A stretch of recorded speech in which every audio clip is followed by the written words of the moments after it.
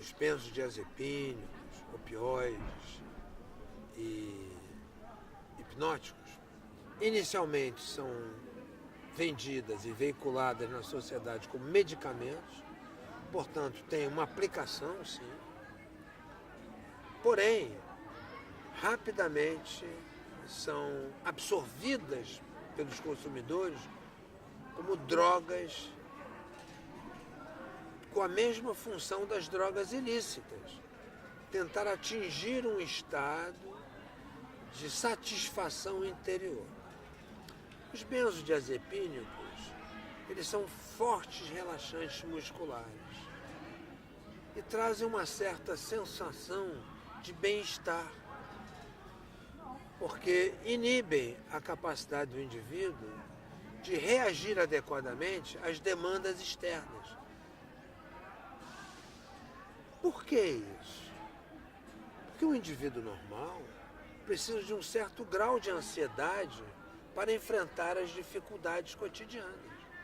Um estudante que esteja se preparando para uma prova final, na qual ele não esteja muito seguro da matéria, ele tem que ter uma certa ansiedade que inclusive o impulsiona a estudar.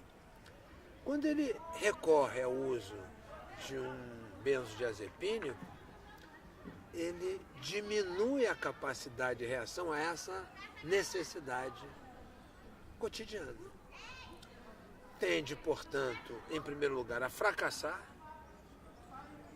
em atividades esportivas, em atividades acadêmicas e atividades operacionais, como, por exemplo, condução de veículos, manejo de máquinas, levando a acidentes de trabalho, etc. Com o passar do tempo, o usuário dessas três substâncias, mas mais notadamente no benzodiazepínico, se torna dependente.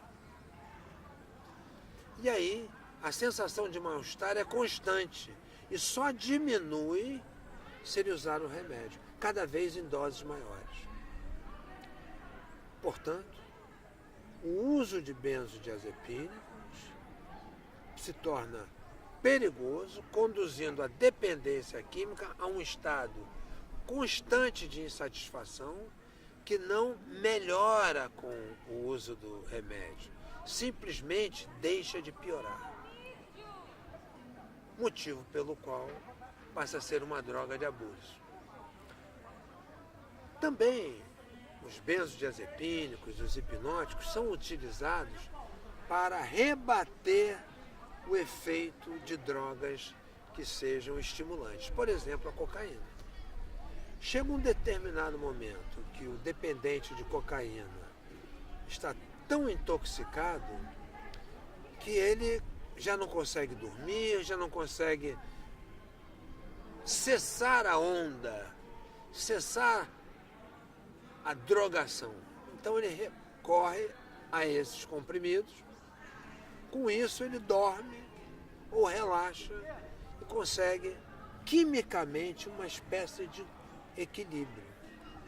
Equilíbrio esse muito instável, que se funciona naquele instante, por outro lado, leva a uma perda a médio e longo prazo do controle da própria vida. Uma hora ligando o interruptor, usando estimulantes, como por exemplo cocaína, anfetamina.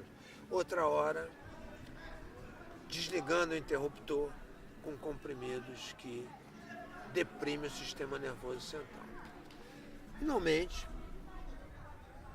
esse sofrimento leva muitas vezes ao desejo de morrer. Os opioides no nosso país não são tão difundidos.